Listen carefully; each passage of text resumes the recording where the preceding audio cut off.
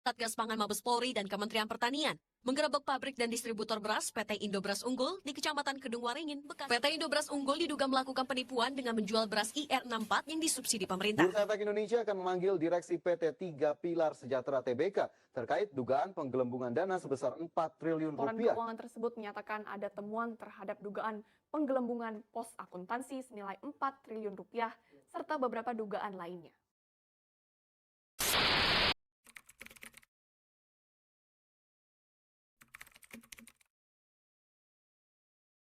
Berikut adalah kronologi kasus PT Tiga Pilar Sejahtera Food Tbk atau yang biasa disebut dengan Aisyah. Kronologi kasus PT Tiga Pilar Sejahtera Food Tbk bermula pada tahun 2017, di mana anak perusahaan yaitu PT Indo Beras Unggul diduga melakukan praktek kecurangan dalam penjualan beras yang terbukti mengepul beras petani yang diberi subsidi oleh pemerintah dan mengemasnya kembali menjadi beras premium. Sejak saat itu, bisnis beras yang menyumbang setidaknya 50% pendapatan pada TPS Food tidak lagi beroperasi, sehingga perseroan kehilangan pendapatan sebesar 2 triliun per tahunnya. Dikarenakan kejadian tersebut, harga saham Aisyah turun secara drastis. Hal ini membuat pihak manajemen perusahaan berusaha untuk mempercantik laporan keuangan pada tahun 2017. Namun laporan tersebut ditolak oleh para pemegang saham serta investor karena dugaan penyelewengan dana. Akhirnya diadakanlah rapat umum pemegang saham pada Oktober 2018 dengan agenda pergantian direksi. Hasil dari RUPS tersebut menunjuk manajemen baru untuk melakukan audit investigasi terhadap laporan keuangan tahun 2017 yang ditolak oleh para pemegang saham. Dan akhirnya pada Desember 2018, manajemen baru menunjuk PT Ernst & Young Indonesia untuk melakukan audit investigasi terhadap laporan keuangan tahun 2017 yang telah diaudit oleh KAP Amir Yusuf, Abadi, Arianto, Mawar, serta rekan yang menyatakan bahwa laporan keuangan Aisyah pada tahun 2017 wajar tanpa pengecualian. Namun hal ini tidak sesuai dengan hasil investigasi dari PT Ernst & Young Indonesia. Berikut adalah hasil investigasi berbasis fakta PT Ernst & Young Indonesia. Temuan pertama, adanya dugaan overstatement alias laporan berlebihan sebesar 4 triliun pada akun piutang usaha, persediaan, dan aset tetap grup 3 pilar. Juga terdapat overstatement sebesar 662 miliar pada akun penjualan dan 329 miliar pada EBITDA anak usaha PT Tiga Pilar di segmen makanan. Temuan kedua, terdapat dugaan aliran dana sebesar 1,78 triliun dengan berbagai skema dari grup 3 pilar kepada pihak-pihak yang diduga terafiliasi dengan manajemen lama. Aliran dana ini antara lain menggunakan pencairan pinjaman grup 3 pilar dari berbagai bank, pencairan deposito, transfer dana melalui rekening bank, serta pembiayaan beban pihak terafiliasi yang dilakukan oleh 3 pilar. Temuan ketiga, IY menemukan manajemen lama tidak melakukan pengungkapan secara memadai kepada pemangku kepentingan terkait hubungan dan transaksi dengan pihak terafiliasi. Ini berpotensi melanggar aturan pasar modal. Pelanggaran akuntan dalam audit laporan keuangan 2017. Akuntan publik yang mengaudit laporan keuangan Aisyah tahun buku 2017 adalah akuntan publik Didik Wahyudianto, di mana Menteri Keuangan telah memberikan laporan resmi kepada Forum Investor Rental Aisyah dan menyampaikan bahwa akuntan publik telah melanggar prosedur pelaksanaan audit, yakni AP atau KAP yang bersangkutan tidak melakukan proses audit dengan benar, dengan tidak melakukan konfirmasi terhadap pihak eksternal. Akibatnya terdapat indikasi pelanggaran terhadap standar audit yang berlaku. Seksi yang dilanggar dalam kasus PT Tiga Pilar Sejahtera Food Tbk. Seksi 100. Kepatuhan terhadap kode etik berisi persyaratan dan materi aplikasi untuk akuntan memenuhi tanggung jawab dalam bertindak melindungi kepentingan publik. Analisis kejadian. Dalam kasus, manipulasi laporan keuangan dengan pernyataan wajar tanpa pengecualian merugikan kepentingan publik, maka Seksi 100 dilanggar karena tidak mencerminkan tanggung jawab dalam melindungi kepentingan publik. Seksi 110. Prinsip dasar etika. Menerapkan standar perilaku yang diharapkan dari seorang akuntan. Analisis kejadian. Kasus ini telah melanggar prinsip dasar etika dengan manipulasi laporan keuangan 2017, di mana terjadi overstatement pada beberapa pos akun dan transaksi yang mengalir pada manajemen lama. Selanjutnya akan dijelaskan pada seksi 111 sampai 115 lebih mendalam. Seksi 111. Integritas. Mewajibkan akuntan bersikap lugas dan jujur dalam setiap hubungan profesional dan bisnis. Analisis kejadian.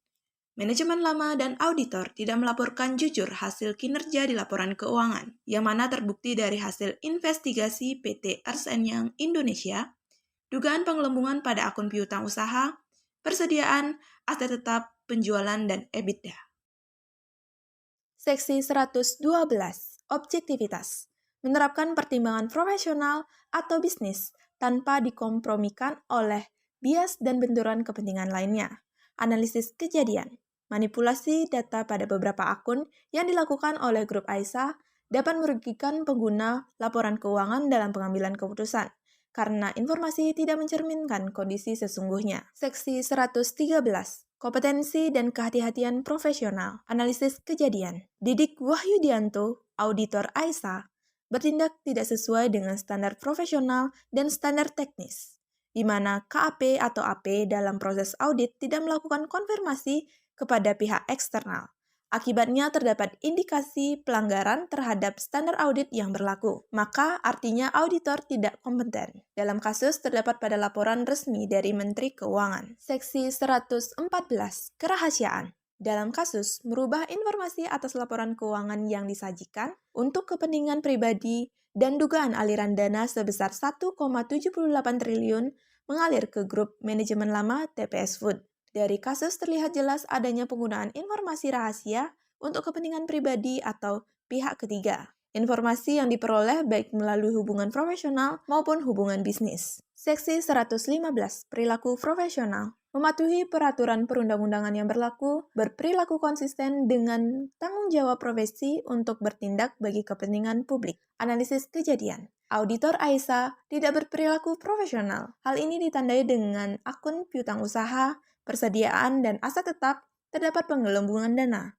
Selain itu juga ada perbedaan yang mencolok pada pos penjualan, laba sebelum bunga, pajak, depresiasi, dan amortisasi. Seksi 210. Benturan kepentingan. Akuntan dilarang membiarkan benturan kepentingan mengkompromikan pertimbangan profesional atau bisnis. Analisis kejadian. Terdapat dugaan aliran dana sebesar 1,78 triliun yang mengalir ke pihak terafiliasi sehingga terdapat benturan kepentingan pribadi atau pihak ketiga baik melalui hubungan profesional maupun hubungan bisnis. Seksi 220. Penyusunan dan penyajian informasi. Dalam kasus ini terlihat jelas bahwa TPS Food mempercantik laporan keuangan agar laporan keuangan terlihat wajar. Peristiwa ini menyalahi penyusunan dan penyajian informasi dengan menggelembungkan dana pada beberapa pos akun dalam laporan keuangan, di mana seharusnya penyusunan dan penyajian informasi harus didasarkan pada keadaan sesungguhnya dan tidak menyesatkan pihak yang memerlukan informasi tersebut. Seksi 240.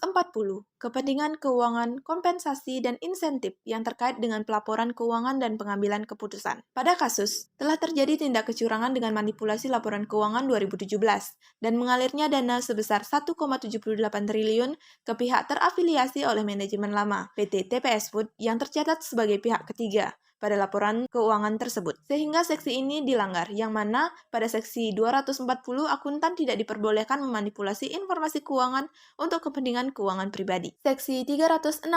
Respon atas ketidakpatuhan terhadap peraturan perundang-undangan. Analisis kejadian. Pada kasus, telah terjadi tindak kecurangan dengan manipulasi laporan keuangan 2017 oleh manajemen lama PT TPS Food dan pernyataan wajar tanpa pengecualian dari pihak akuntan publik. Dalam seksi ini dijelaskan tindakan kecurangan, korupsi, dan penyuapan, di mana pihak akuntan publik tidak mencegah tindakan tersebut karena kejadian tersebut pada akhirnya melanggar seksi 360.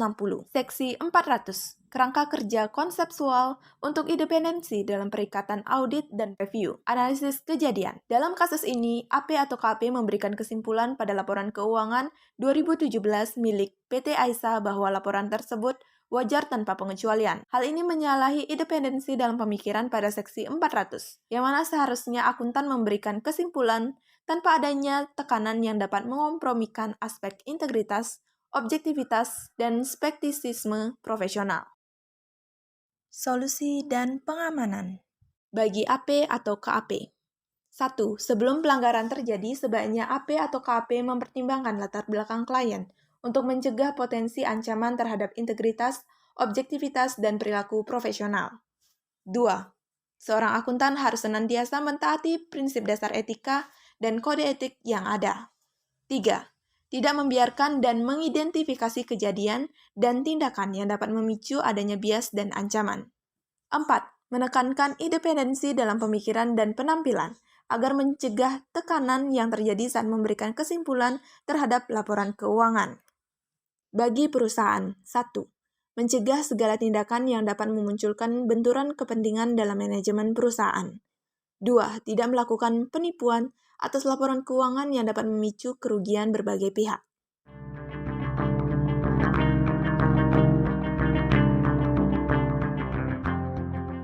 Sekian dari pemaparan kasus, analisa seksi, serta pengamanan dan solusi yang dapat saya berikan dalam kasus PT 3 Pilar Sejahtera Food Tbk. Terima kasih dan sampai jumpa.